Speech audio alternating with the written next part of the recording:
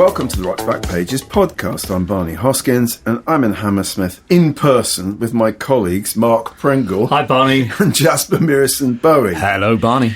And joining us for this episode in person to discuss all that's new in the world's largest archive of music journalism are the intrepid duo who founded online music magazine The Quietus. Welcome John Doran and Luke Turner. Hello. Now then.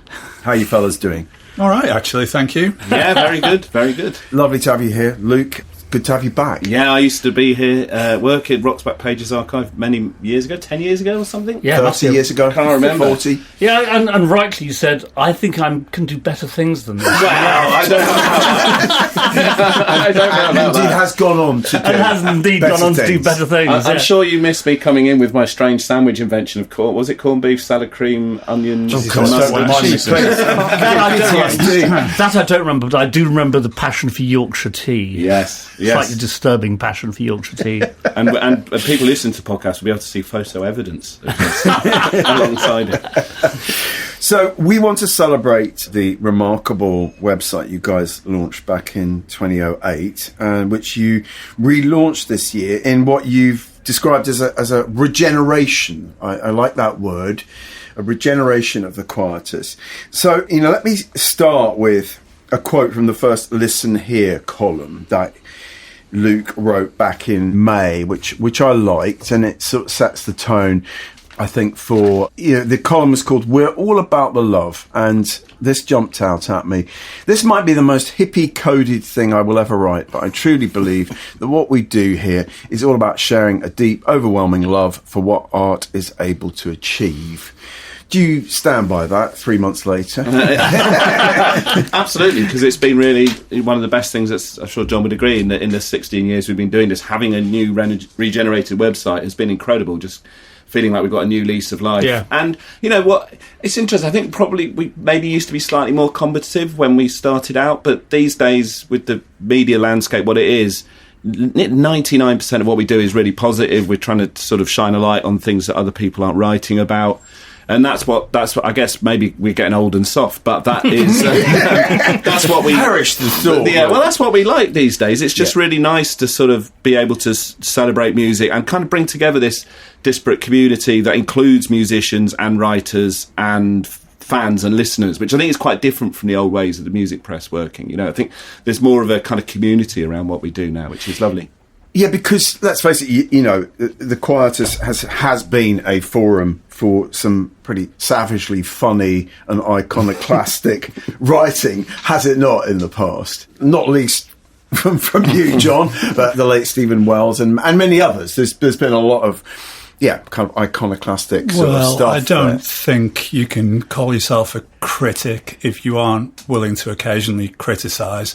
And I see it as just something that I need to do occasionally. But I agree with Luke, it's like you're looking at a pond of water and the sun is making all that water evaporate. And as people kind of flee the scene, the people who are maybe motivated by money, you're starting to realise more than ever that the boundaries between the journalists and the photographers and the press people and the label people and the musicians are becoming more and more porous. Right. We're getting towards a stage where it's just going to be people who are into our sort of music left, Yeah. So, I don't want to be... When I started at the Quietus, I would attack anything I didn't like, and I learned very quickly that maybe that wasn't the way for me to be behaving. And these days, I've got a lot of boundaries. I wouldn't attack in public anyone who's on an independent label. And since doing live music and touring myself and learning firsthand how hard it is to live that lifestyle and not bankrupt yourself, I would choose my targets extremely carefully. Having said all that, in my job here at Rock's Back Pages, that nothing gives you more pleasure than a really vicious review. I know, it's amazing. Yeah. I think it's that question of... I've written a few articles for various... It's been interesting. Me and John both get asked to write for other places about the sort of purpose of music criticism, and John wrote one for The Guardian recently. I wrote one for Crack Magazine, sort of about what's happened to criticism. But like John says, there's no point just kicking something that's so marginal now. I mean, for me, when like Pete Doherty did a solo album that was dire, and he was still getting loads of, like a Simon Hatstone interview in The Guardian, loads of smoke blown up his arse by the enemy and things like that, and people weren't really talking about the death of Banco, the filmmaker, and that was probably the most brutal review I've ever written, and I get grief from Libertines fans still, but I felt it kind of needed saying. You know, he was a legitimate target. I wasn't punching down or anything like that. But it's a sort of case of as and when. I mean, I think even when like we got Mr. Agreeable to review that Coldplay record, and that's one of our biggest ever articles. At that point, I was kind of like, yeah, Coldplay are very good at what they do, fine. But it was almost like that record was failed on Coldplay's own terms. It was just really boring. It didn't have any good songs on it. So I was like, let's get Mr. Agreeable in.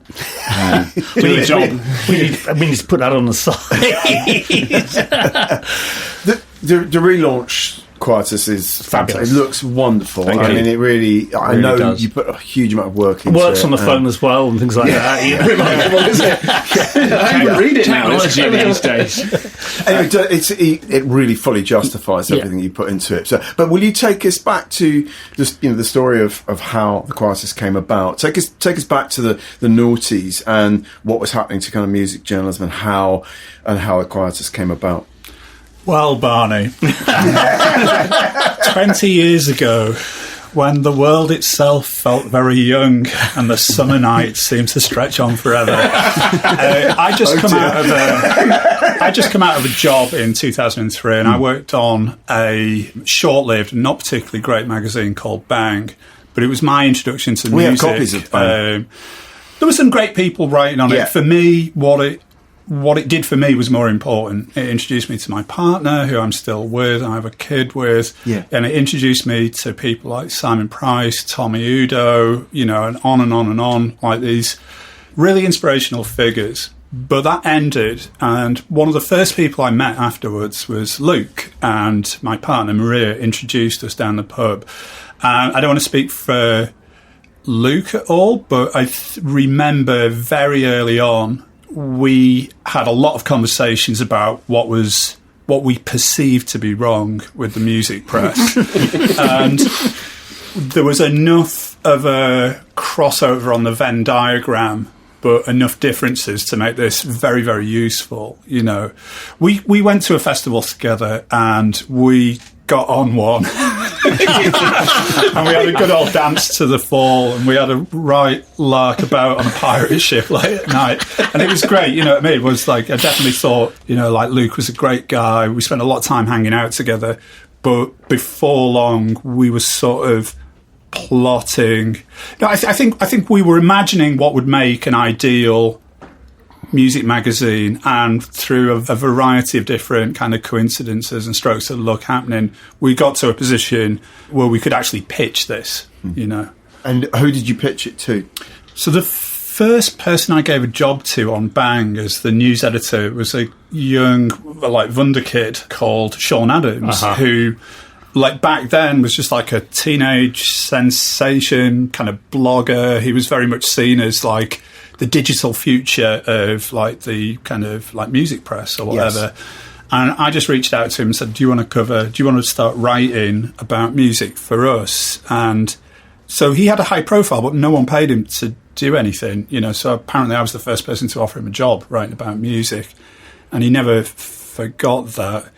And he specifically asked me to pitch when Drowned in Sound, backed by B-Sky B, wanted to set up a number of sister music sites, and he asked me, will you pitch a site aimed at £50 Man, a classic rock site pitched at £50 Man? And I said, I won't do that, but I can do something much better, and I'm just going to go away and talk to my friend Luke, and we're going to get back to you with a far superior pitch. And that's the one that got it, really. I feel like my background in print press and Luke's kind of background in digital media combined with our passion for new music and not seeing kind of music that's challenging on first listen as being something that you should just kick to one side. Yeah. I think how we came together with those kind of three things in mind was really the kind of foundation for the Quietus. What are your memories of what's your sort of origin story? Yeah, I mean, like John says, we just got on like a house on fire as soon as Maria introduced us. It was great. I love John. I got John writing for a website called Play Louder that I used to work for, and that in the sort of like 2005 was collapsing. It was all Web 2.0, and the people who ran it were trying to turn it into sort of a legal file sharing thing. And I left there, and I the music at that point was that very new rock revolution, pitchfork indie, both of which I just could not get into at all. And a lot of the music I loved, I felt was marginalised, and I couldn't get a job anywhere. So I actually was like, right, that's it, I'm leaving. I'm quitting music stuff. And so I took a job at the Natural History Museum, which I thought was going to be dead exciting, right, about nature, my other big passion in life. But it was actually just doing these things called Gantt diagrams and project management that I wasn't very good at. How long were you there? Well, this is the thing. I sort of got this very sensible job. I had a good salary, a civil service pension. My parents were very happy. And then John said, "Oh, do you mind helping me pitch this thing?" And so we sat around in a kitchen coming up with this idea of saying, we know both of us felt disenfranchised by the music press. People weren't writing about what we liked and ignoring a lot of stuff we felt like post-punk, hip-hop, electronic music, techno, all these metal, all these things that could fit in one space rather than being siloed. And so we worked on this pitch, and then John got the job, and then John said, "I want you to come work with me on it." And I was like, ooh, I have just got this sensible job, but I'm not really enjoying it. I'm splitting up with my wife. My life is kind of disintegrating around me. And I went for an interview, and I said, "Is this one of these fly-by-night internet things where it lasts for 6 months and then you get made redundant?" Like, "No, we got £1 million." And I was like, "Okay, right, I'm going to do it." Really annoyed the Natural History Museum. And then we started this job, and then I got a bit suspicious when everyone else had nice Macs and I got a crappy Dell. And that's when you start thinking, there isn't as much money. There's not as much money as you think. Yeah. But that was, and it was kind of, me and John were probably, we were both in a fairly kind of hectic period of life then, and it was, we started the site and people quite liked it, and then in September 2008 we all got sacked, and it was pretty depressing, but we knew we'd started something good, and the people we were working with kind of said, "We think you should carry on, but we can't give you any more money." And I think John and I just had nothing to lose. We were in such a mess and such low points in our lives that we had to make the Quietus work, and that's probably why we survived, just because our lives, literally were dependent on it. I don't know what on earth we'd have done without it, really. So, and then it just went on from there, just this long slog of building it up and probably carrying on when most sane people would have gone, "Nah, can't be bothered anymore, I'm going to go and get a proper job." Right, yeah. Sure. But I think we've always been like, the thing that keeps us going is there enough music that excites us? And every year it's been like that. There's enough, even more perhaps than there was back then. It's kind of weird now that the economic model's fallen out of music. There's more of it that's good, which is very strange. Yeah, you went over to the subscription model relatively recently. How's that working for you? Amazing, and we wouldn't be here without it. Right. I think it started off with ads collapsed because everybody started putting their money into social media. Yeah, and you could talk to independent labels till you're blue in the face about why are you giving this money to these horrible tech companies that are destroying democracy, but they won't listen. And we started off with a kind of like, we're really in trouble, here's a PayPal donate thing. And then during COVID we got some money from the Arts Council to build a proper subscription model, which we did with a German company called Steady, who are fantastic. And it's just revolutionised the site. Fantastic. It's amazing.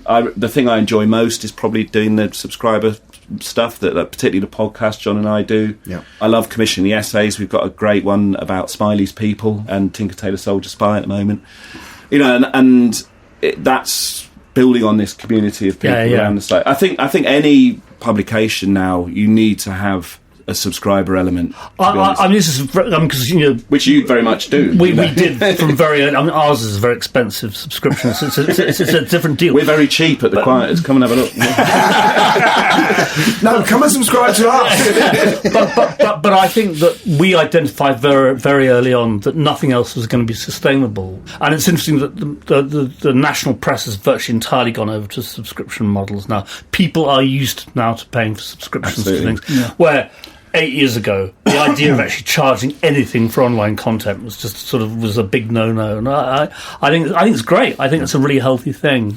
You mentioned wanting to bring together all these different sort of genres and taking them out of silos. What do you think the value of doing that in one place is? What's gained by that? So, where this comes from me is like being really allergic to the idea of certain genres being cool or acceptable and other genres not being acceptable. And I had this forced down my throat in Liverpool in the mid-'80s, you know. What, you mean you listen to Slayer, but you don't listen to the House Martins or whatever kind of enemy approved? I met the House Martins back then. They were nice guys, but you know what I'm saying. Yeah. You know, it just felt to me everything was arse about tit, you know? Like, I couldn't have articulated this at the time, but you had bands like Napalm Death and Carcass and Death and Slayer. Named entities. well, sure, but these were people creating revolutionary, militant new forms of music with guitars, yet I was having really brilliant writers tell me that very, very boring, retro kind of 60s and blues influenced music made by indie bands was actually far superior. So there was definitely a little element of me wanting to... Music journalism is full of people who were bullied about their taste in music in school and are now affecting their revenge. I am certainly the king of those people. You are their retribution. Absolutely. To quote the Absolutely.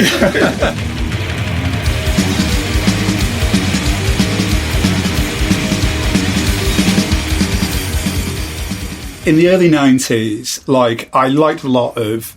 Through the 80s, I had very strident taste in music. I liked and buzzed off the energy of kind of quite angry, sort of industrial music, post-punk, the kind of all of those bands in America like Butthole Surfers and Sonic Youth.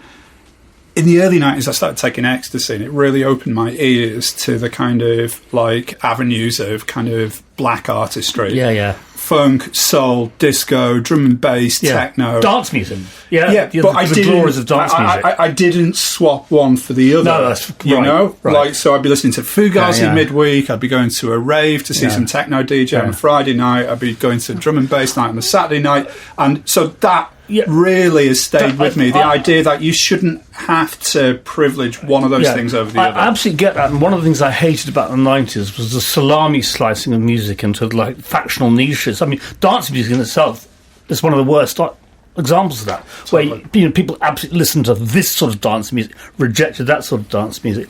And when we were, like, on our site creating, identifying genres, we've decided to go for fewer rather than more. Same with us. Yeah. I think we've got like 12 or 13. Less than that, isn't it? Yeah, we've got electronic music. Yes. For dance music. Well, we've got dance and electronic music, because there's a little electro pop on one side, dance music on the other side. I think we've got electronic and soul. We can have an argument. Soul for us would cover funk, disco. That's exactly what we've done. And I think it's that because I'm a bit younger than John, that my 90s was very much kind of falling for that factionalism. Like, I used to, every Wednesday would be reading Melody Maker and NME. If I couldn't afford it, I'd be standing in Smith's reading the cover to cover. And I was obsessed with the music press in that way. And I think to a negative in that I wouldn't say I was particularly into sort of the wider Britpop, but I was very... what was a broad music taste ended up getting narrower because of the music press. I remember I went to there's a lot of Photech and Source Direct were from around where I grew up, weirdly enough. I remember in like the mid 90s going to Jungle Night, and I had the most amazing time, but I didn't know what this music was. And then I was kind of going back to reading articles about Cast. And it's sort of like I regret how sort of limited I became, slightly because of the IPC dictating the nation's use as the manic state. So Grebo never spoke to you. I hated that. I still hate all that kind of early 90s, like kind of undercut, long hair, scuzzy stuff. I still don't like that. Gay Bikers on Acid were quite a radical band when they first came out, but maybe that's another conversation for another day.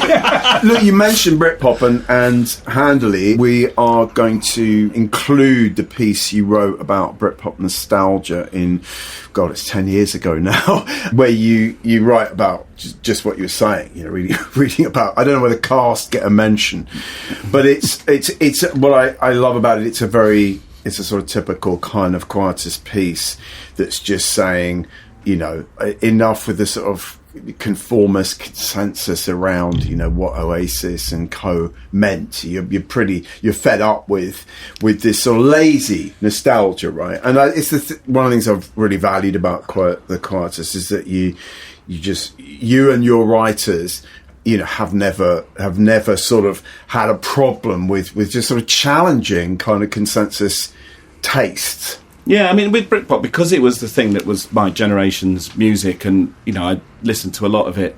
And it is a weird genre, because I don't think many of the bands really sound that much like each other. It's kind of a quite reductive term. Yeah. Like, Suede don't sound anything like Oasis. And you've been a particular fan of Suede. Suede and Pulp were the two that have actually stuck with me. Well, by far the best of all. Well, there you go, see. They're the two that really... And, and it's what I love about...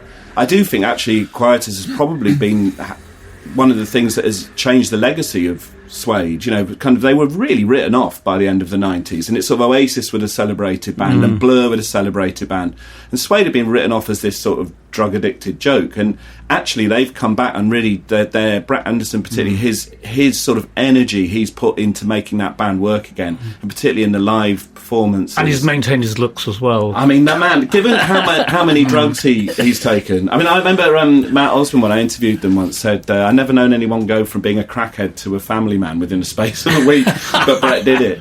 And then the last album, Autofiction, is incredible. It's as good as the 90s stuff. So I think, we have to watch it now, though, because we're getting a bit older.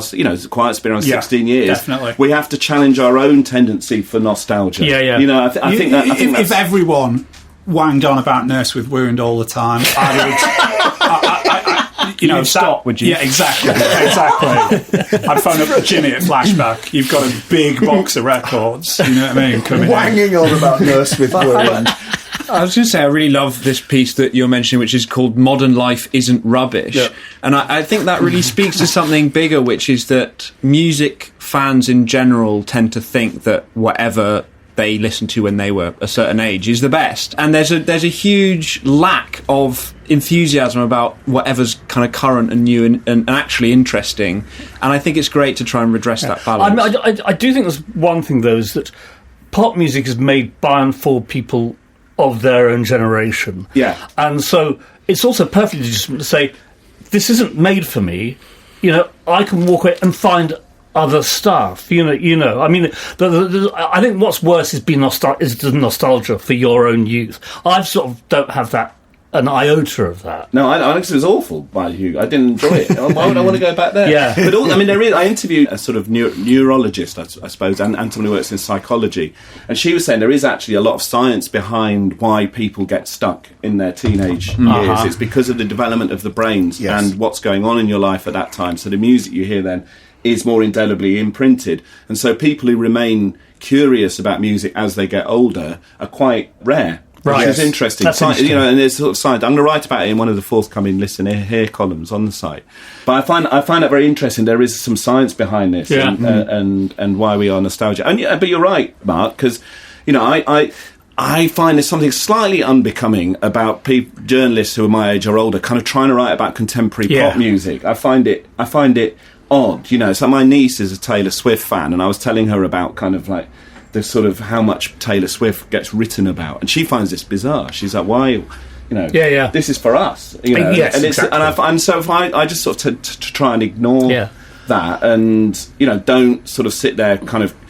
So you can take the piss out of it a little bit, but just I wouldn't write criticism about pop music because it's not aimed at me. I mean, my solution has been to actually kind of go in completely different directions. I listen to Radio 3, for example. I mean, predominantly now classical music, which I know nothing about. Yeah. So it's all fucking new to me. It's great, isn't it? It's exciting. And in going to see bands, I go and see basically skronk improvisation stuff, which is in front of 15 people in a kind of church hall somewhere, And so not engaging with youth music because it's, as I said, it's not made by me for me. So. Yeah, and we've always had writers. We've been very conscious to have writers who are good at engaging with. We had a piece last week for our subscribers by a writer called Sky Butchard, and about sort of South African three-step, which I would never have known anything about. And I'm listening to going, this music is amazing. It's totally futuristic. You can hear all these different things. You could dance to it.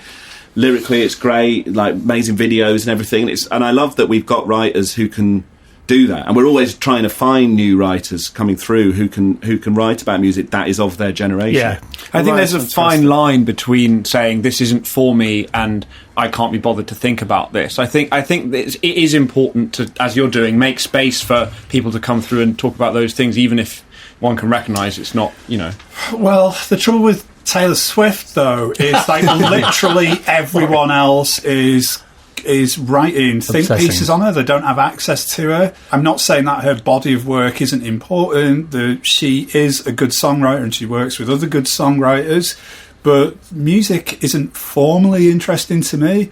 And if literally 95% of the rest of the field that we work in is devoting the majority of their time, it feels like sometimes, to writing about her, then we would be idiots to join in with that.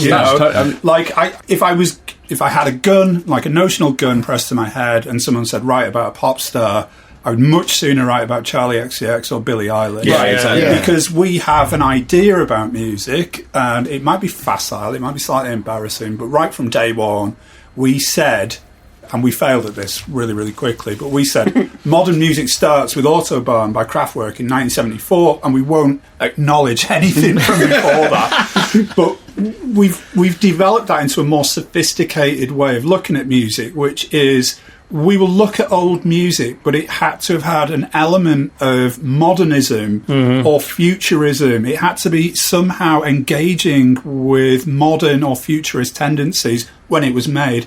And I don't think that Taylor Swift is. Yeah. What she does is she produces a product which is incredibly refined, but it is in no way looking at the future.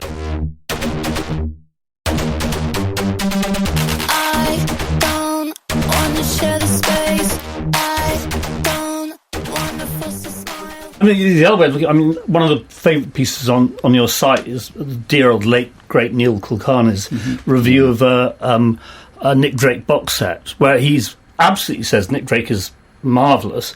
His influence has been utterly pernicious, and that's a really interesting way of looking at it. That every ghastly busker on a South Bank doing whispery vocals is a slave to Nick Drake. And I wanted to give a shout out to an early Quietus piece that you wrote, because one of the things obviously I love about Quietus is just a lot of very funny stuff. I was laughing out loud to this great piece I think you added the other day, or someone added the other day, by the late great Swells, called Black Sky Thinking, which was just the most the Black Sky Thinking series of columns is always fantastic. It was a series, right? Okay, so it was a piece about these sort of retro, Americana sort of alternative country American magazines, and it was just hysterical.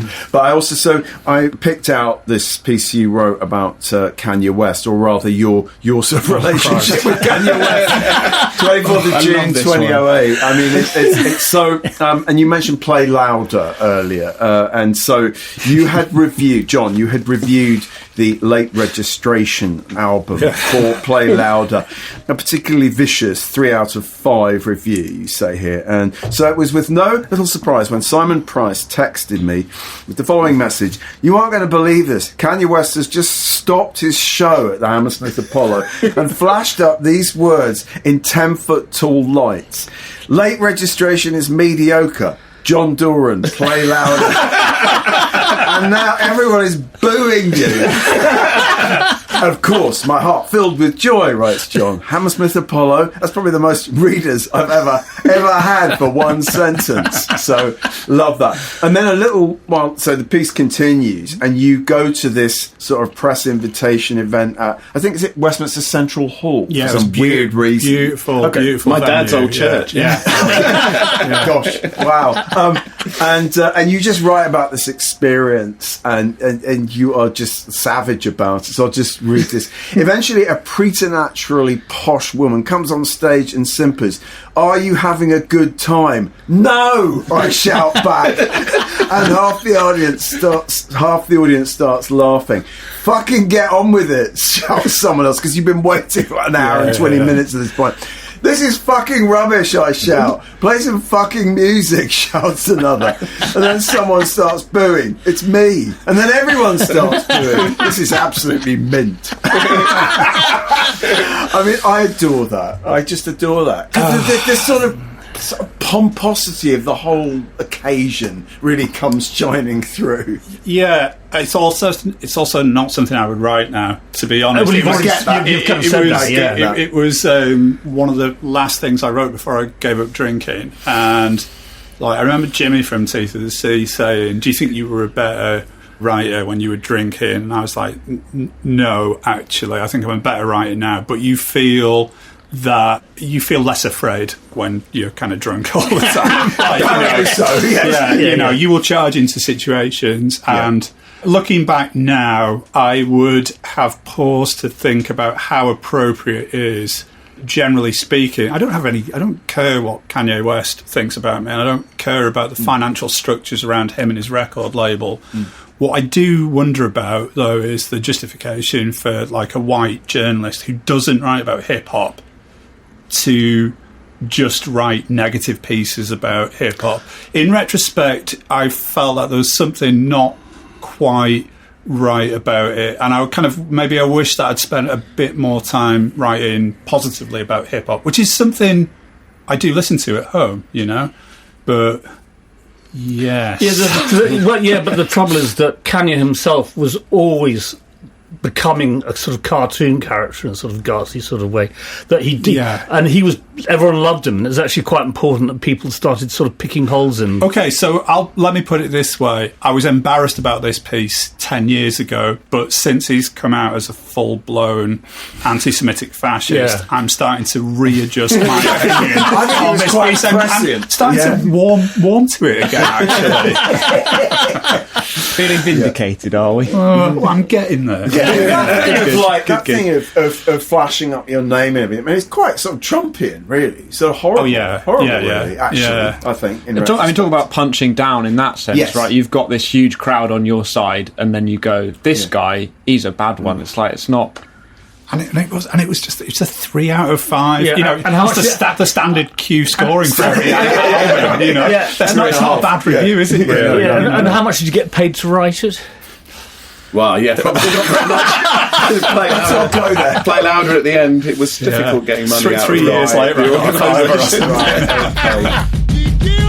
Now I ain't saying she a gold digger, but she ain't messing with no broke niggas. Now I ain't saying she a gold digger, but she ain't messing with no broke niggas. Get down, girl, go ahead, get down. I did just want to mention the books you guys have written, which are great. Really, really important to mention that. I've been dipping into Jolly Lad, which is... Can you just tell our listeners what Jolly Lad is? A collection of columns, really, isn't it? No, it isn't. That's how it came out of a collection. Yeah. So very quickly, my friends Alex Miller and Kev Carras started using me as a writer on Vice, and I'd literally just become a dad, and I really needed the money. And they said, you can have a regular column, but it can't be about music. Yes. And I started writing about myself, and I was still in the relatively early stages of sobriety and dealing with a lot of kind of quite lifelong mental health issues. And the column became about that organically. And then I wrote a book, but the elevator pitch is this. It's not a work of literary non-fiction or anything like that. It's very much a self-help book.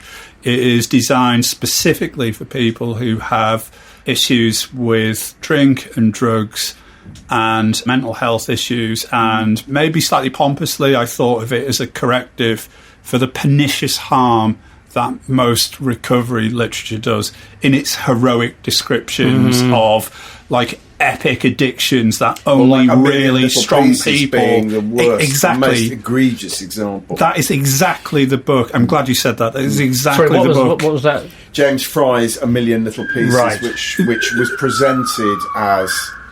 Yeah, it was presented as and that was exactly the book that I had in mind, that I wanted to write the opposite thing of, to turn around and say, it's not that difficult. you just need to calm down and think about this logically and take it step by step. Here's how I did it. You can do it as well. You know? Your description of drinking a can of beer, Compass Lager, for the first time, I think is one of the best things I've ever read about the experience of the first experience of intoxication. It's an extraordinary piece of writing. It was a very important day for me when I was 13. I mean, it's interesting. I mean, I have had one or two periods of sobriety in my life. They haven't lasted long. He wouldn't recommend them.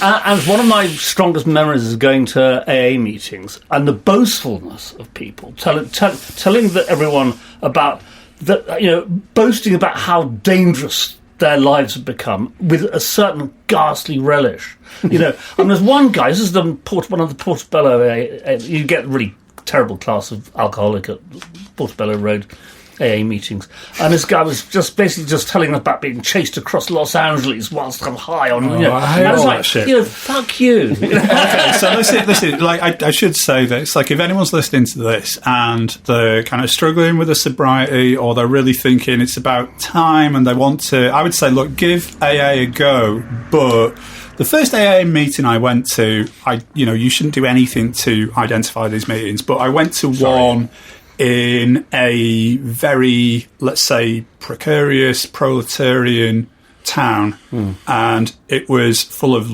people who were literally come out of prison for murder. There were people in there who were off their heads. There were people in there with like fingers missing, and I was like, I don't really recognise myself in any of these people. You don't find that in Notting Hill. What I was going to say is you should try a number of different meetings until you find one, and then you recognise yourself in the other people that are talking. And it's just, don't just assume that all meetings are the same. That absolutely not. Absolutely. But it did strike me that there was the in-group of like a core of people at the front of this meeting who all knew each other and been going to this meeting for a long time. It can be a bit like that, yeah. And then the rest of us were all sort of like round the side, sort of, you know.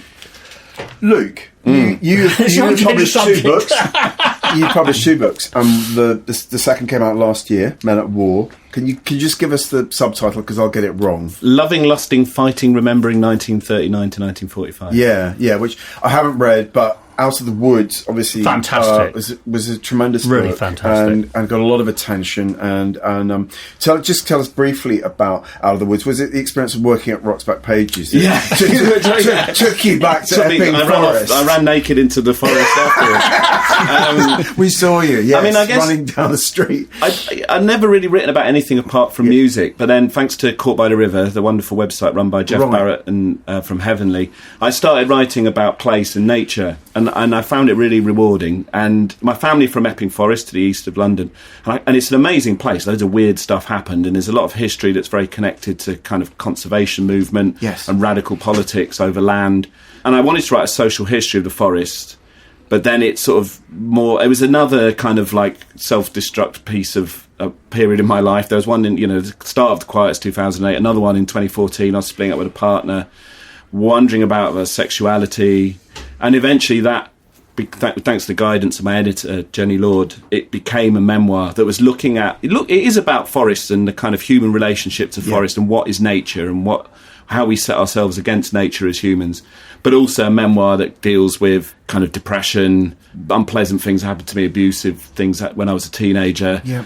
Sexual compulsion. John's done the drink and drugs. I've done the sex. If you want to read books about addiction, we've got all of your bases covered.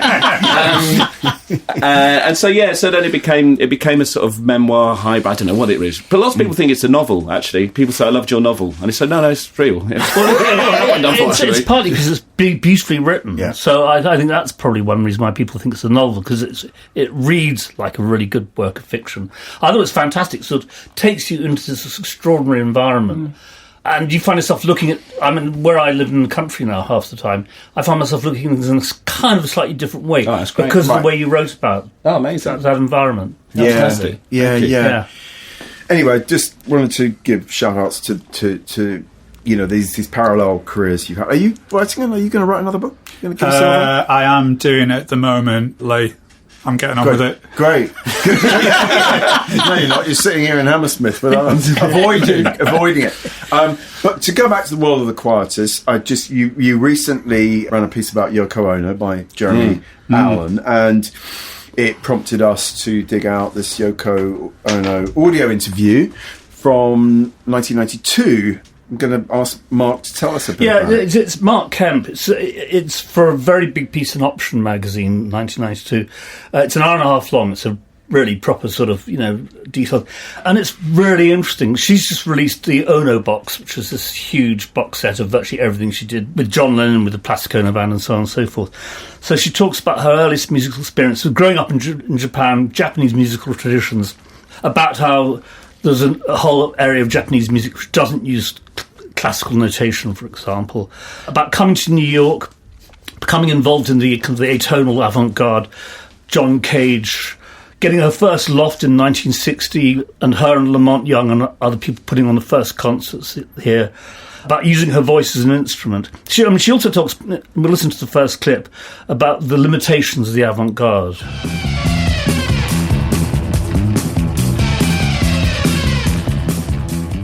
Avant-garde was extremely like a boys' club kind of cool, Yeah. Cool, and there was that sort of like very asexual kind of atmosphere, Right. in their music, Right.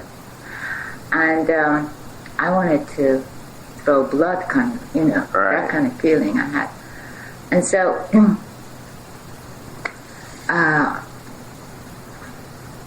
When I met the sort of working class rockers or something like that, Mm-hmm. it's sort of, wow, it's great, and they're the first ones really. I mean, like John's the first one really understood that it was good that I'm just screaming and shouting, Mm-hmm. It's a bit like that, That was refreshing, I'm sure, to get that attitude. Yeah, because, too dramatic is how, the avant-garde was looking at my work, I think. Right. That was kind of looked down on, it's too dramatic.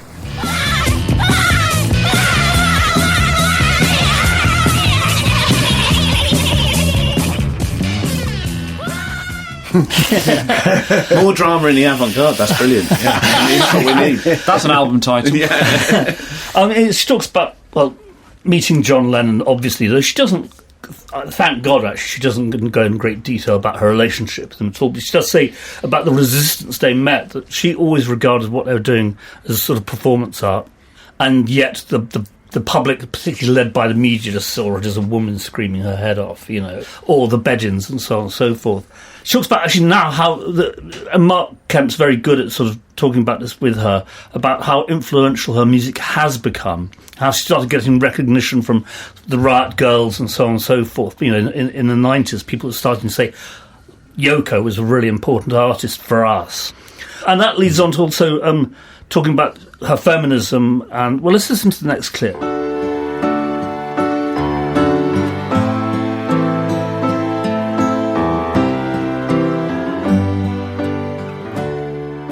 Well, because of the situation that we were in, the very situation that we were in, which is, John was white and I was yellow, whatever, Mm-hmm. and I was a woman and he was a guy, and, it's that kind of thing. The pressure that we got because of all that, also created a kind of awareness in us too, I was not aware of feminism at all until, of course, I knew of it, etc. That's because my grandmother was a feminist, Mm-hmm. and she was in the Blue Stocking Society or something, which is like, the Blue Stocking Society is actually in England, I think, in 1800s or something.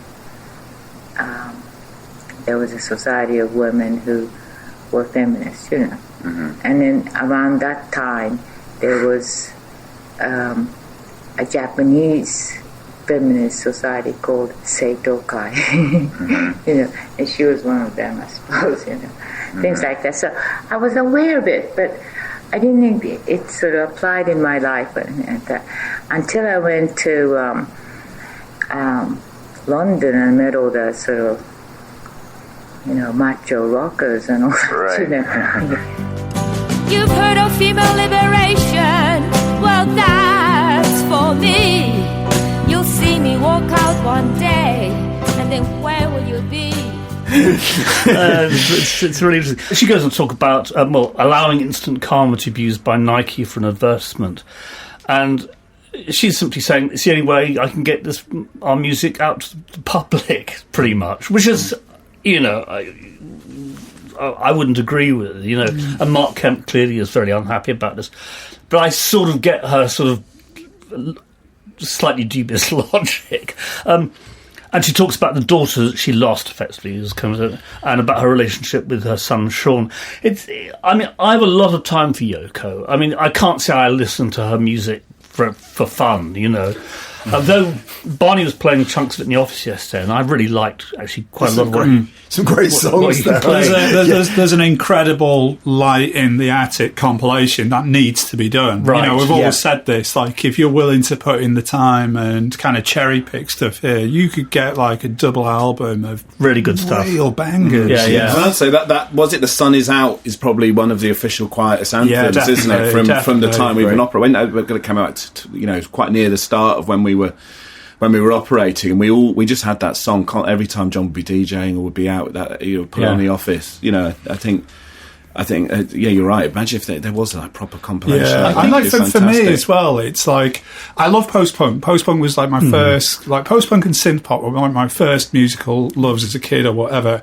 But I really like the unfashionable end of post punk and how post punk influenced the mainstream. So there's like you get like records like Walking on Thin Ice by Yoko, Jump in the Fire by Harry Nilsson. What's that? Like my favourite Rolling Stones song is Undercover of the Night, where it's clearly like Mick Jagger. No one else cares, but Mick Jagger has been listening to Gang of Four or something. Incredible drumming. It's just like I love the way how underground movements interact with the mainstream, Yes. But like Walking on Thin Ice, it's like of all the number of post-punk revivals we've been through, why hasn't that become like an anthem that you hear everywhere? It's incredible, I think. I think it almost has become an anthem, hasn't it? Because there was that whole album of kind of remixes of it, the Pet Shop Boys and others did remix. So it has become I like the Spaceman 3 one, actually. Spaceman 3, right. What's his name? Jason Spaceman did a really good mix. I really like listening to this. I've always known of her work with Fluxus, the art movement in the 60s, and of her avant-garde past. And one of the things that I've learnt to never do is look at the comments on a photograph of John and Yoko posted on Facebook. The torrent of racist misogyny is just awful, But I think we picked that up as a culture, unfortunately. Yes. Didn't we? It was all that kind of how she's been treated over the years by British culture is awful. And I think it's amazing that Tate Modern exhibition. That's whether it's still on, but it's still on. It's wonderful, and I think that's doing a lot to redress the balance. And you go to that, and you see what just almost like the early stuff before she met Lennon, where it's just incredibly playful and fun and exuberant and profound and beautiful, and I'm really pleased that now you've got a whole new generation of people kind of encountering her that way, rather than this sort of really hoary old sexist, racist way of she was the one who ruined the Beatles, which is that's what was the kind of cliche when I grew up, and I absorbed it. I wasn't that massive into them, but you kind of. That was the British view of it, which is terrible. And it still continued into sort of the noughties and 2010s, where it's like you would see videos of her performing that were just being ridiculed as like, why is she just screaming all over this music? And if it wasn't outright disdain, it was just like, this is ridiculous, which is like just a terribly ignorant approach to what she's been doing for a hell of a long time, and doing interesting things throughout. Well, I mean, she was a serious artist before she met John Lennon. So I mean, way before. Way before. I mean, so the idea of that loft in 1960, and that really was sort of the loft in downtown New York. 112 Chambers Street. I mean, that's sort of where it all started. I seethe with fury about all this stuff. I really do. It is terrible. I just wanted to mention, because I just noticed this story. It was published in the New Yorker just like 2 or 3 days ago. The strange journey of John Lennon's stolen Patek Philippe watch. It's just as a footnote to this conversation. It is absolutely bizarre. Yoko bought him this very expensive watch in October 1980 at Tiffany on Fifth Avenue. Where else? And then it was stolen from the Dakota apartment, and it's now owned. This guy in Switzerland claims he owns it. It is described in this piece as the El Dorado of lost watches. It's sort of worth multi-millions, and Yoko has taken this guy to court, and it looks like she's going to kind of win the battle. But it's an extraordinary story. So Bob Gruen took a picture of him wearing this watch when they were recording Double Fantasy at the Hit Factory, and since then it has become this. What is it? The name for people who are obsessed with watches, like horologists or something. Yeah. It is the holy grail. It's the pot of gold. Anyway, I just saw that this morning. I thought how bizarre, because we're going to be talking about John and Yoko. You mentioned Double Fantasy. I think it's Jeremy Allen's piece that we were mentioning earlier that says that you should make yourself a playlist on Spotify of just Yoko's. Yes. Make yourself a single fantasy album playlist. And that's such a good point. Which I think is a very nice point. Yeah.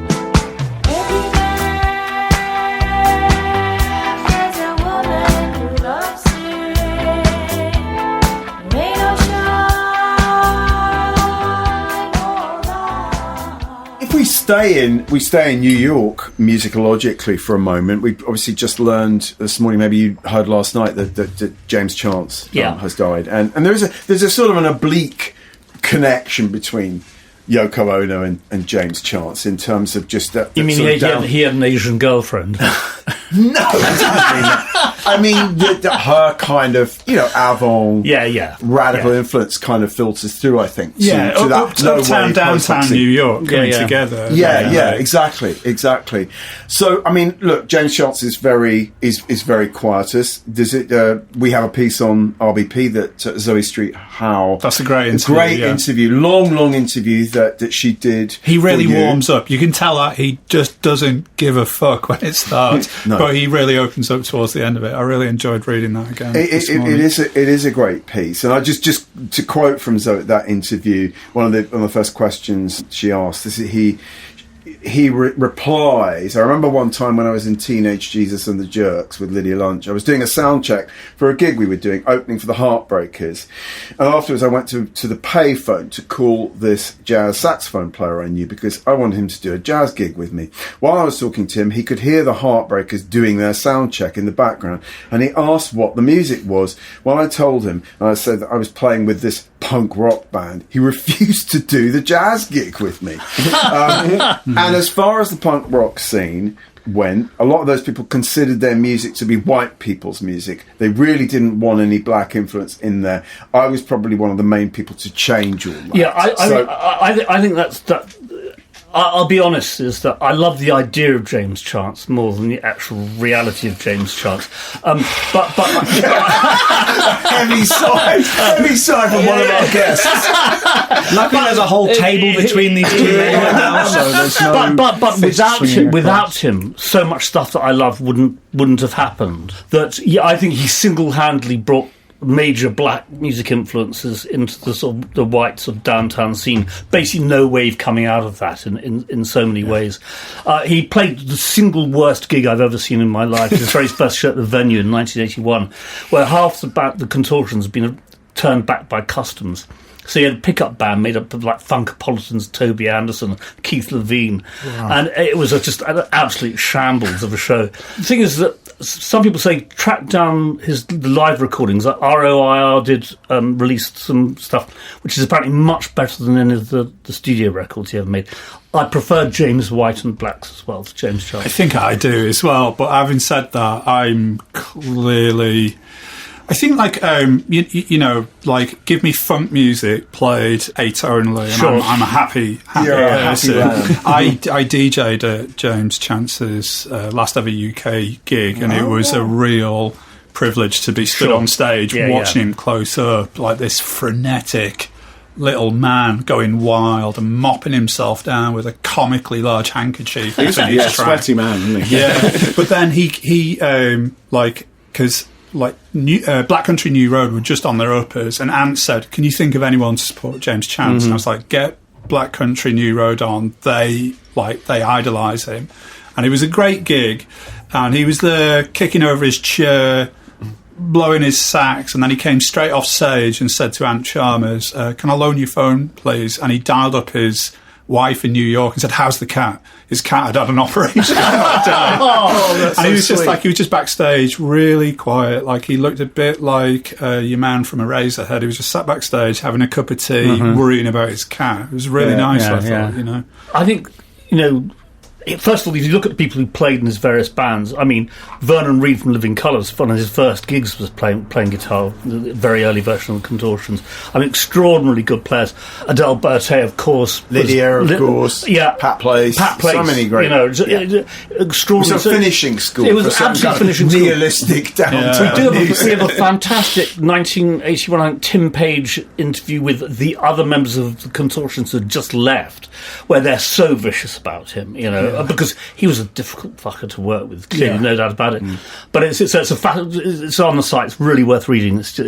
But that's that side of him. You know. No, I mean, I wish I liked. I mean, I prefer the Defuncts and the James Blood Ulmers, who were in kind of Defunct, were working in a sort of similar area. They were funky in a way that I never found James Chance, really. I was going to ask where the boundary line is between, like, angular and funky, and when it stops being one and the other. Okay, so I think when you listen to this album, the supposedly atonal album by, you take the first track, Designed to Kill, and on first listen you could say, well, he's not really singing in tune, and the guitars, the drum kit is all metal and a really detuned snare. And the guitars, it's just noise. It's just percussive noise. But actually, if you listen to the bass line, that's where the melody is. And he wrote that. Yeah. He was taught to play piano by nuns in a religious school. And he's like, he would compose all of his work. So it might sound atonal, but if you tune into the bass line, that's where the melody is, I think. Yeah. But there's a vibe to this music that I always found really exciting. Whether it's like early Kid Creole and the Coconuts, I love all that stuff. It's catnip to me. You know? No, I completely. Why I say I think that what came out of his ideas and has expanded through sort of New York, downtown New York in sort of the late 70s, for me was just marvellous. Because you love post-punk. I struggle with post-punk because I've found there's a dourness to a lot of it. And the stuff coming out of New York, whoa, sort of kicking off here. I just remember when I worked at Rock's Back Pages, and I loved hearing Mark talking about going to post-punk gigs and how much he disliked it because everyone was wearing long coats and looked like they had a cold. Yeah. I was sniffling away. I think I'm thinking everyone was miserable and had a cold. Specifically the raincoats supported by Pragvek at the Acklam Hall. Comes to mind. I don't think the raincoats actually wore raincoats. But everybody else did. But so some of this stuff started coming out in New York, which just lit me up, you know. And I saw James Blood Ulmer's first London show, I saw Defunct's first London show. Kid Creole Lyceum was one of the best shows I've ever seen in my life. So, you know, and I love black music. So like for me, like it's like one point in a constellation when I kind of conceptualised New York, and I think. Like, so it's an element in a pattern, and I love the pattern. Sure. Right? Yeah. I think this is why I really love the band Can so much. Yeah. Because you think about Ermin Schmidt coming over to visit Fluxus people. Right. Yeah. To visit Lamont Young. Okay. But also him being curious enough to go to Latin clubs, black clubs. He was listening to jazz, he was listening to funk, he was listening to all this music which was just coming through. And I think him coming back and thinking, how can I incorporate all of this into one sound? And that's why I find Can so persuasive. I completely agree. I absolutely love it.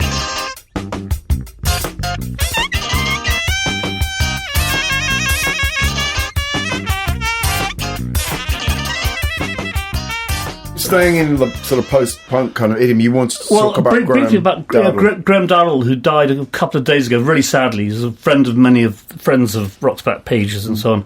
Really interesting musician. He was a drummer. He drummed in the first version of Ludus, the legendary match band. He talked about Morrissey being their tea boy, making them cups of tea. He went on to play with Nico for quite a long time, which is, again, he describes in a couple of interviews as being a fascinating experience. Most recently, he's been playing with the current version of Perubu, as well as many other projects, himself as Gagarin, which is a sort of electronica sort of thing. I saw him play at one of Richard Sanderson's Linear Obsessional events down in Hither Green. And I went up to him afterwards and I said, that reminded me of the age of 12, listening to Russians invading Czechoslovakia on shortwave radio, hearing Radio Free Czechoslovakia, which was basically broadcasting from a van, and just this weird effect. Finding a station on a shortwave radio was really something else. And he said, that's exactly what I used to do when I was a kid. Instantly sort of. And more recently, Roshina Sehi, a very interesting Persian woman singer, and himself playing sort of keyboards and electronica. He worked as a music therapist, as a community. He got very involved in the early days of grime because he was the guy who could show these kids how to use computers to make music on. Never, his reputation is kind of almost within these four walls in some respects, but just really interesting and valued man, and be very much missed by lots of us. Yeah. Thank you, Mark. That's really good. I mean, I knew the name, but not much more. Yeah. Really appreciate you talking about Graham.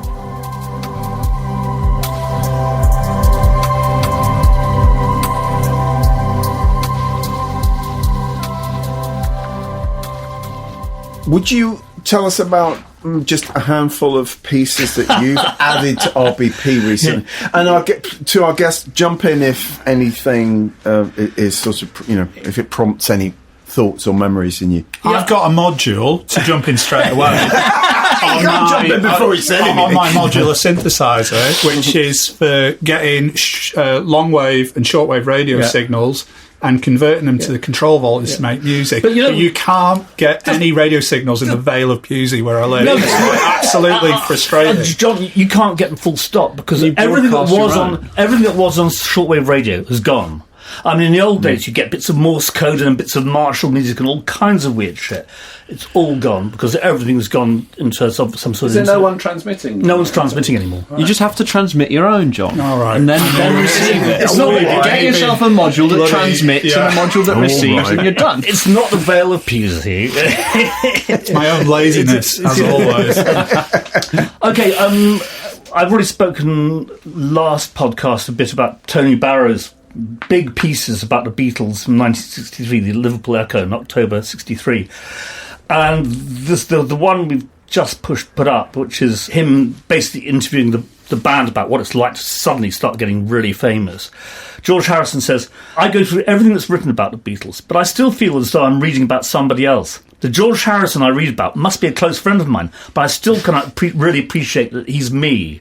Which is kind of interesting, because that's the way George Harrison has been ever since, in a curious kind of way.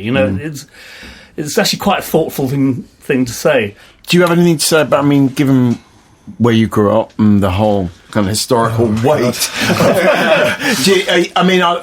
Luke and I would pretend to hate the Beatles. That's what I want to say about this. It's a pretense, Yes. Like only a clown would say that the Beatles were awful, like we used to in public. But we were making, I hope, like a deeper point that I think some people got, which is like, again, everyone else talks about this, so why should we join in? We want to talk about newer bands. And if we're going to talk about Liverpool, why can't we talk about OMD? Sure. Or Dalek, I Love You, or, or Half Man, Half Biscuit. I could go on and on, but I won't. That's great. That's great. Yeah. Temptations, Mel Franklin to Lon Goddard, Record Mirror 1970. He says, it was our producer's idea for us to do some underground sounds on our LP Cloud 9. We're working on another song in that vein now, called You Make Your Own Heaven Right Here on Earth. Although this is the thing at the moment, I'm sure that country and western's the next big break had to happen. Glad they didn't go down that route. It took about kind of a few million years, and then Beyonce released. I love Cloud. I love the psychedelic Oh, it's Temptations. fantastic. Cloud 9 is phenomenal. It's just and that Ball of Confusion. Yeah, yeah. Those are Confusion's extraordinary amazing. records. Yeah, yeah. Do you know what though? I don't know if this is heresy or not. Like for me, the thing that just edges it is the undisputed truth. Like my favourite 12-inch of all time is You Plus Me Equals Love, which is like it's the same production crew, it's the same label, and like it's just the way that record builds is phenomenal. That to me is like the apex of soul music, really. It's interesting, we actually just posted an interview with The Undisputed Truth recently where they talk about precisely that, about working with, what's his name? Well, Norman Whitfield. Yes, the Norman great Whitfield. Norman Exactly, Whitfield. exactly. Just one of the Motown geniuses.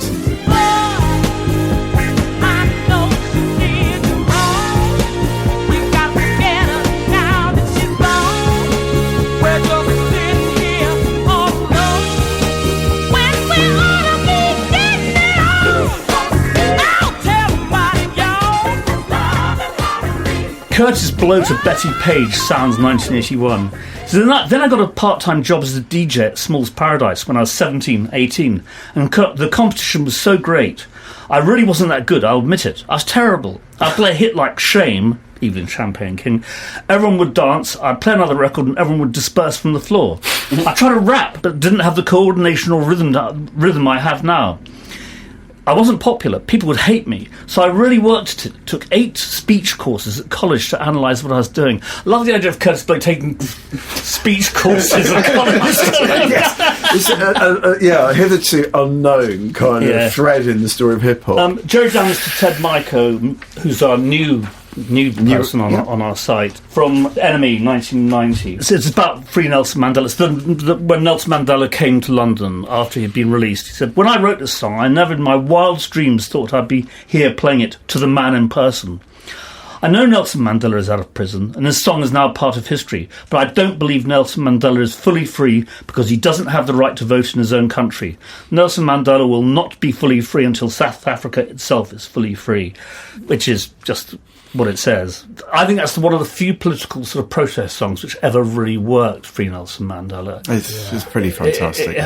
Did you ever go to 100% Dynamite at the Blue Angel? No. In Angel. Like Jerry Dammers was one of the house DJs He's there, good. and that was like that was the exact time and place where I did a 180-degree handbrake turn on reggae. I'd always convinced myself in the 80s that I hated it, but it was actually going to that night where I was like, no, actually, this is the greatest music ever made. You know? I mean, I was a huge fan of specials, and but my own management sort of had some dealings with him in the sort of the mid-80s. And making in the studio apparently was the most torturous experience they all had, which is Free Nelson Mandela record actually was on that they had to recut it like 8 times. He became almost sort of obsessed about the sound of this record and couldn't let it go. I think his reasons for not joining the Revive specials were really solid. They wanted to just be a revival band, just sort of churning out the old hits. He actually really said, if we're going to do this, we've got to make new music.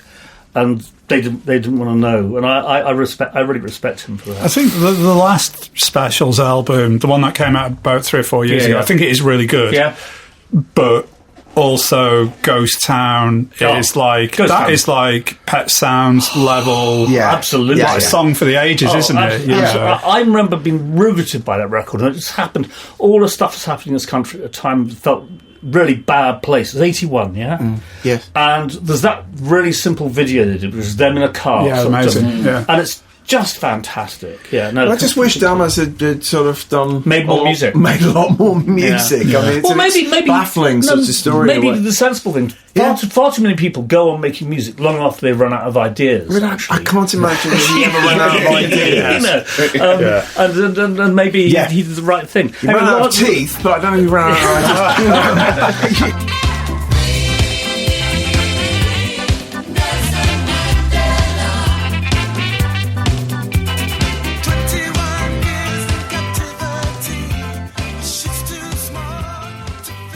Last thing is Glenn Campbell, interviewed by Max Bell of the Evening Standard in 1999. It's all about, Tanya Tucker and his drug issues. He says, I like her to see the light, but I credit Tanya for straightening me out because we sunk so low it opened my eyes. I mean, I'd never heard of freebasing cocaine until then. One of my wives died of cocaine abuse, and it took me a year before I even found out she was on the stuff. I just thought women were strange, probably because they didn't have balls to scratch when they got up in the morning. Oh my God! On that happy note, I hand over to Jasper to see what he's got. Jasper, what have you got? I've just got one thing, and it's a very short thing. It's Dele Fadele reviewing Goody Mob's World Party in the NME in January 2000. And it's just great, because I don't think Goody Mob get the sort of respect that they should get now. And he writes, a deeper, more revolutionary group than Goody Mob would be hard to find, even if World Party is the rap quartet's concerted attempt to go global. Hailing from Atlanta, and with a name that's an acronym of sorts for the good die mostly over bullshit, Guido, Timo, Big Gip and Cujo have taken steps to sweeten their music for mass consumption. However, a distinctive southern atmosphere still swamps their third album, with layered voices thick as molasses and equal dedication to partying, cutting loose and ghetto protest politics. And it goes on a little bit longer, but it's not a very long review, but it does kind of get to the heart of, I think, what is great about Goody Mob. And I don't know, people don't seem to talk about them very much now, Goody Mob, compared to some of the other southern hip-hop groups. Yeah. I'm glad you picked that piece, though. He used to write for us, and I really miss him. He was like, when I drank, he was like a drinking partner of mine, and I considered him a friend and stuff like that. And it was, he obviously lived quite a dynamic lifestyle over the last, 10 or 20 years of his life. But it really meant a lot to me and Luke that we got to publish a few pieces by him, and we stayed in contact with him. He used to come by the Quietus office on Pentonville Road to get paid in cash. Yeah. And we'd always have a cup of tea, and he was such a lovely fella. He was just like, had real time of day for me as a new writer, and he was really into what we were doing at the Quietus. And it's kind of sober, we've lost sight of quite a few of our writers now, like, Dele and Kulkarni, Swells. Yeah, Carol Clark. Some of these great writers, and it was a real privilege to have these people writing for us, and to sort of put their work alongside younger writers. Really, as well. It's such a joy whenever I get to read one of his pieces. He was when I worked here. He was one of the people I really liked. You persuaded him to do the kind of gangster rap as a prism to look at Nick Cave's. Yeah, that was Murder Ballads. That was great. That piece. Because I remember, as a sort of again this thing of like following too much what the music press said. I think it was sort of like frowning over gangster rap a little bit, picking that sort of prejudice about it. Yeah. And then I think it was a Fadele article from back in the day where he said, he used to see Nick Cave at gangster rap shows and a lot of hip hop shows before Murder Ballads came out. And then I was like, well, I'm an idiot. Listen to myself being narrow-minded. This is exactly the same thing. So when he started writing for us, I was like, Dele, it was thanks to Rock's Back Pages, because I'd read his original pieces about this, I think, here. And I said, come on, write that piece for us. And it just, if you listen to Murder Ballads as a gangster rap album without the rapping, it totally makes sense. Marshall henceforth do that. Yeah. Fantastic. Brilliant. Well, gentlemen, that brings us to the end of this episode. It's been an absolute treat speaking with you. Thanks so much. It really has. Thanks It's really good fun. Thank you. Absolutely loved every second of it. We'll be back in a fortnight with the great David Toop talking about his brilliant new Dr. John book. If you've enjoyed this episode, please follow our podcast on Spotify or Apple Podcasts, whatever platform you use, and give us a review if you can. It really helps. Do also visit Rock's Back Pages itself, where subscribers can read over 50,000 articles and listen to over 800 audio interviews with everyone from Jimi Hendrix to Kate Bush. Check to see if your local library or academic institution subscribes to RBP. If not, maybe suggest they take a free trial of the world's largest archive of music journalism. And of course, go straight to the Quietus and read some just amazing people. You've got you've got this thing called the portal, haven't you? Which regenerates through into the past. Yeah, we wanted to, because we've got this amazing archive, but the old site didn't show it off. So the portal, we can. This week I've changed it to be all about art, to have some of our editorial about football, music and football. Nothing to do with the Euros. Yeah, because of the Euros, exactly. And next week we can be at Glastonbury, and then sometimes we just randomise it. And it's actually really nice to see the stuff that, because John and I are not got brilliant memories. We've done I don't know quite what we've done to have such terrible memories. We can never remember what's been on the site, so it's really good to have that function. And also, thanks to Rock's Back Pages for showcasing it as well. It helps us remember it, and it's a real honour to kind of pleasure. it was a real stamp of legitimacy, really, for the Quietus to be included by yourselves among everything else. So, bless. it means a lot. Thank you. That means a lot to us. So Absolutely. Thanks again so much for joining us, and safe travels home today. On that note, it's goodbye from me and from Mark and Jasper, and goodbye from our wonderful guests, and all together now we will say goodbye. When the scene unfolds, young girls, 13 years old, exposed themselves to any Tom, Dick, and hate. Got more. That concludes episode 179 of the Rock's Back Pages podcast. Many thanks to special guests John Doran and Luke Turner. Read The Quietus at thequietus.com and find their books, including Jolly Lad and Men at War, in all good bookshops. Links are in the show notes. The hosts are Barney Hoskins and Mark Pringle, and it was co-hosted and produced by Jasper Murison Bowie. The Rock's Back Pages podcast is part of the Pantheon Podcast Network. You can find thousands of articles, as well as hundreds of full-length audio interviews, at rocksbackpages.com.